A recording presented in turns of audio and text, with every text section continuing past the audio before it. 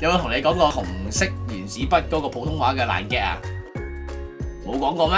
紅色嘅原子筆普通話係點讀？紅筆。藍色嘅原子筆普通話點讀？藍筆。你們知道你是什麼筆嗎？你是我的 baby。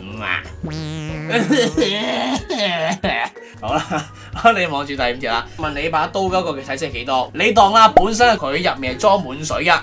呢度本身係冇水嘅，然後啦有把刀就劈咗落去。好，我知同仔撈唔到啦。有一日風和日麗嘅日子，去到一個泳池度，跟住呢個泳池有個跳台嘅，有個超級肥嘅大肥仔。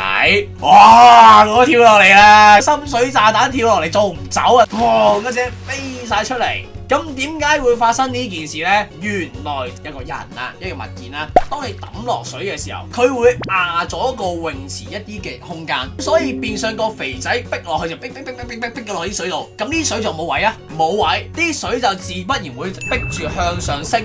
但係埲牆已經過咗啦，所以就水花四濺。相同概念，今次唔係肥仔跳落去，係一把刀掟落去。咁即是話呢一灘水係因為呢把刀而逼走咗噶嘛？簡單啲嚟講，水的容量、刀嘅體積係等於大家噶。所以啦，當題目問你把刀嘅體積係幾多，你只需要去睇翻呢度有幾多水啊？原來呢度40 ml 嘅水，換言之，把刀就叫40個 cm 3次啊！